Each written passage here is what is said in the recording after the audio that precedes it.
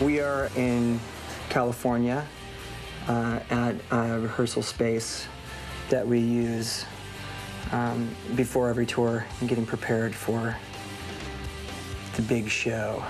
We're still getting ready for the first tour, which we start in South America and then we go to Europe.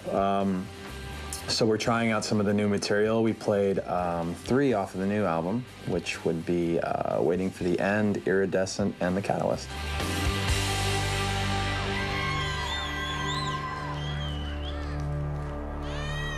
All right, guys.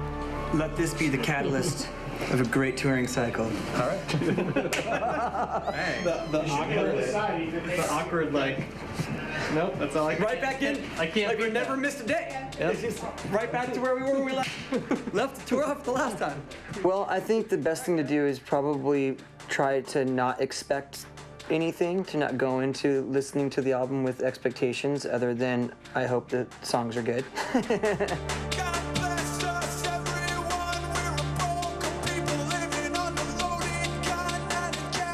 It's tough for me to tell people what to expect when it comes to this album because, you know, I think the music always speaks for itself, and part of me doesn't want to ruin any surprises. You know, I don't want to tell people it sounds like this or it sounds like that because it's filled with different concepts and lots of layers. Just from like a technical standpoint, it's more layered than anything we've done. With that said, I think that when people listen to it, they might pick up on different layers as they listen to it, and that just, you know, makes it easier for people to pull different things out of it, conceptually.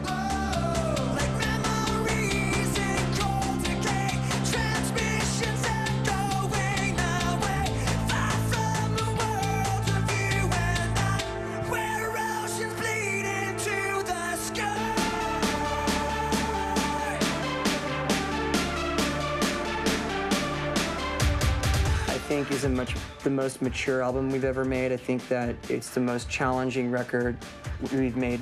You know, there's some technical stuff on the album that's challenging, but I mean challenging in the sense that we really approached the song arrangement, the writing of the songs, lyrics, melodies, in a much more free mind and free spirit kind of way. And we didn't get caught up in trying to construct songs that really fit, you know, what our formula, so to speak, is in terms of writing. And by doing so, we really, I think, allowed a lot of elements that have always been in our music to take more of a upfront role.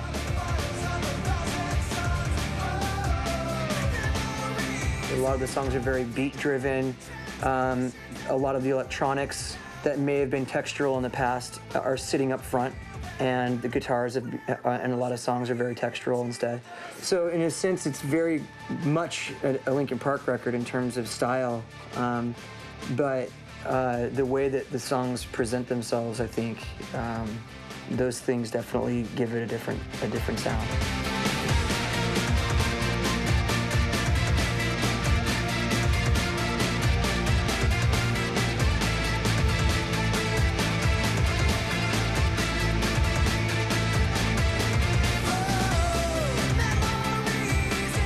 The reason why I think The Catalyst works as a lead single is that it definitely offers up a different taste of Linkin Park.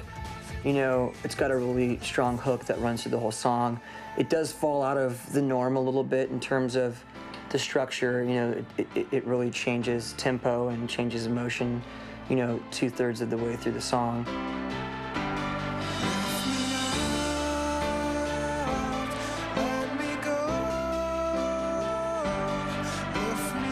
There's not really a chorus, really, you know. So it's not a good representation of the album as a whole. It's a good representation of where the band is at in terms of our taste and our style now. But it's kind of, I would liken it to picking a chapter in a book and reading the chapter and then going, oh, I know what the whole story is. You can still pick songs out as individual tracks that you like and listen to them that way. But the album really is very intentionally made to be listened to as a whole from beginning to end.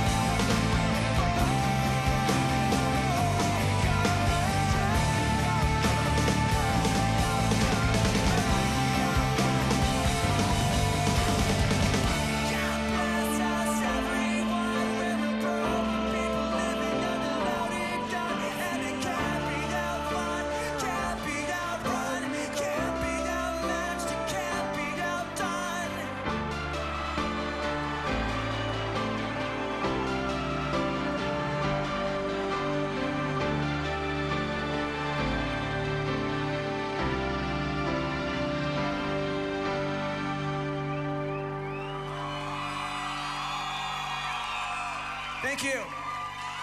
Much to our satisfaction and also surprise, you know, even though each song has its own theme and its own, intended kind of underlying story that developed as we wrote the song, the songs actually, when they're played all together, they really do tell a story. And that was kind of something that I think was a happy accident. When we found the magical order of putting these songs on the album, it turned out that there was a really human type of story, a real struggle being told. And it really feels like, you know, we intentionally made this album as a concept and really had a premeditated idea.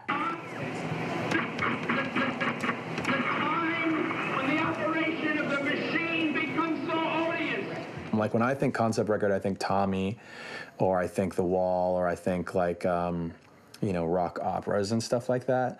And this isn't any of those things. It doesn't have a singular narrative with a conflict and resolution. It's more built on, just various loose concepts, and it evolves over the course of 48 minutes. So that is to say that it's kind of more abstract than it is narrative.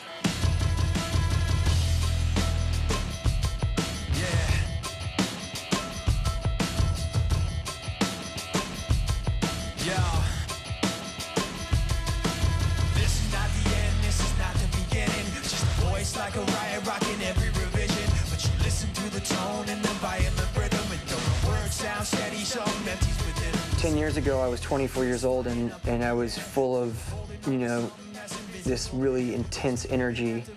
And, now I think I'm more passionate than intense nowadays. At least that's what Brad tells me.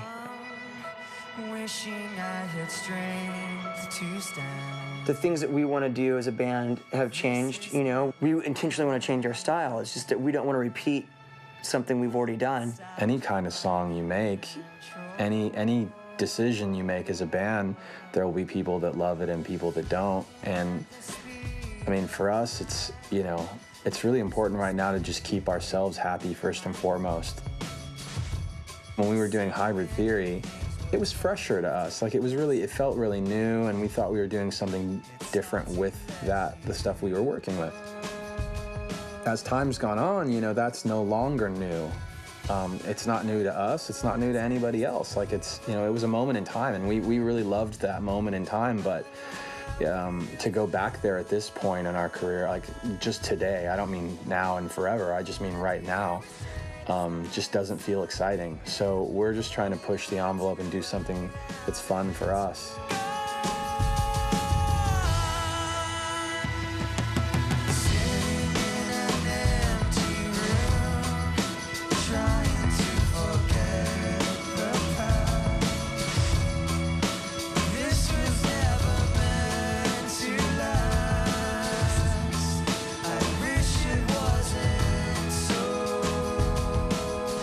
I think it's definitely important to us to really kind of force things in a new place, because it's easy to fall back on things that are comfortable, Oh, we want a heavy chorus. Let's grab the 7-string and throw some killer distortion on that, and it'll be big. That's just like everybody goes to that thing. So how do we accomplish that big release, that big payoff, without falling back on those things that we're so used to falling back on?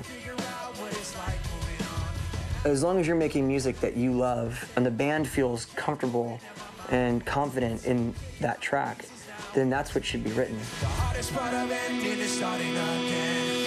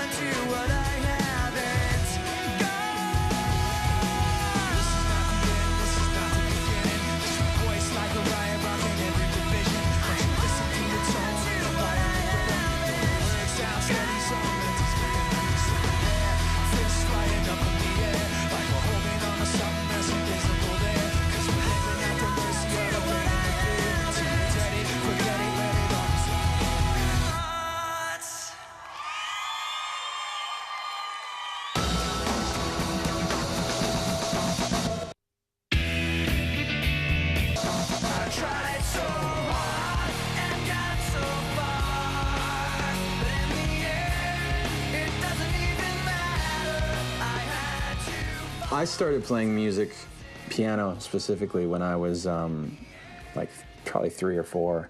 So it's always been a part of my life, and same with drawing. By the way, I've been drawing since I was a little kid. So those two things have just been, I guess it's kind of like, in a weird way, it's part of my identity, part of my DNA, and I kind of don't know how to do it any other way. You know, if there was no Linkin Park tomorrow, I probably still would just be doing it for fun on my own.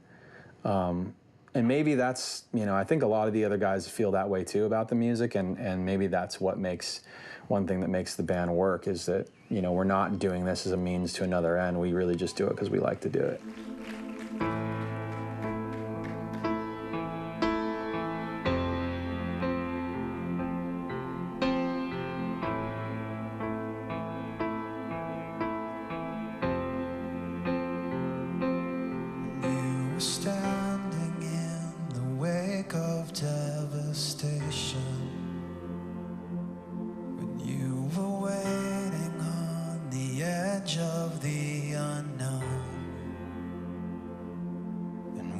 The cataclysm raining down, insides crying, save me now.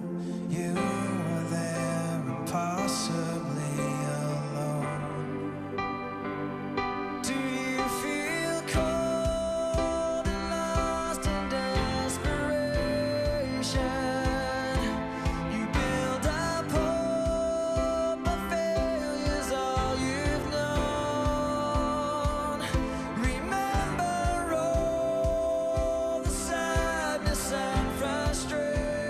I've been focused on music for so long, I kind of never really planned on anything else.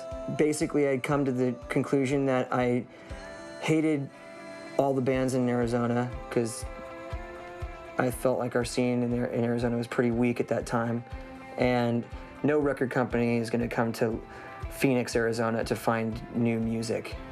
So I was like, okay, I need to actually like pay my bills and think about like being like what in my opinion it would be normal, like a normal 9 to 5 and plug away. And that was like super depressing, you know. I knew when I got the tape with these kids making this music that was really awesome and they needed a singer, and I looked at my wife at the time, Samantha, and I was like, this is it. Like, I'm gonna go quit my job and move to California.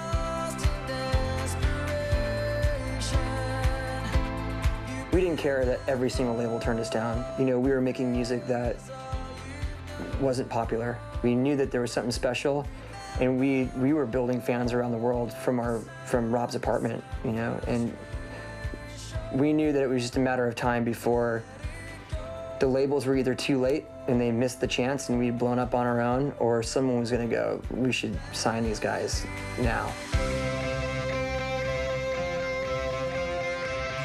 There was a part of me that smirked when Hybrid Theory went diamond in the US. I was like, the record that no one wanted to make has sold 20 million copies around the world, you know? Ha! You know, there's a little piece of you that likes to poke the bear a little bit.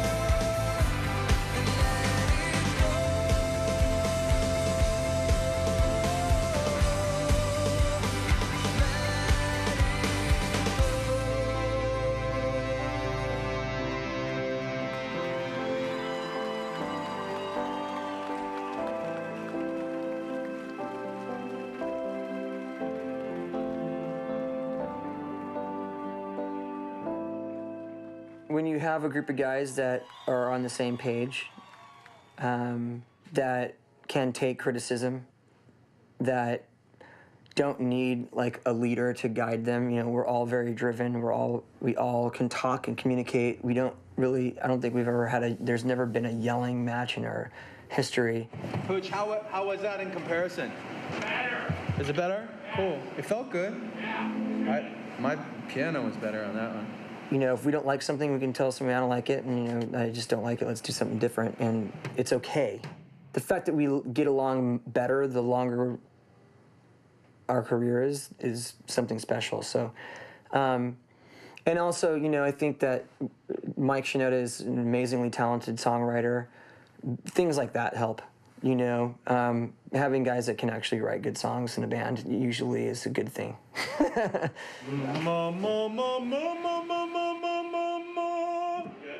We're really lucky that we all kind of came together this way. There's a very special chemistry between our guys, and not because they're similar either. I mean, we're similar in some ways, but I think it's the differences, you know, just personality-wise and creatively that make the band. We keep each other in check, you know.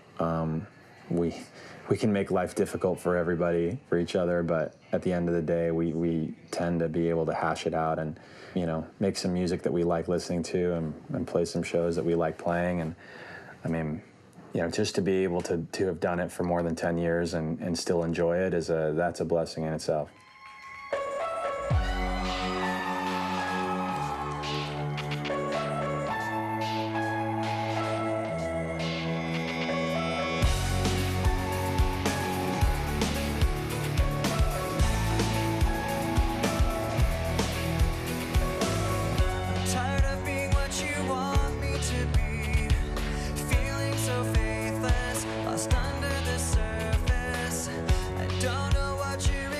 We dreamed of success, you know, not in the way that we've gotten it. Our success has far surpassed any of our ideas of where we could have possibly gone. It's just amazing to stand on stage and look out and see a whole crowd of people just like jumping in unison and like singing their hearts out. That's what, I mean, where else in the world, karaoke bars don't count, but where else in the world do people go and just let go so completely than at a rock show? You know, it doesn't matter what kind of music it is. I mean, when you go play it, you know, everybody just lets their inhibitions go. They're out there singing at the top of their lungs, being passionate. You know, some people cry when their favorite song comes on. Other people, you know, rip their clothes off and throw them at you, and, you know, light bonfires and get dirty and just human soup down there. Like, it never happens anywhere except in music, and that's beautiful.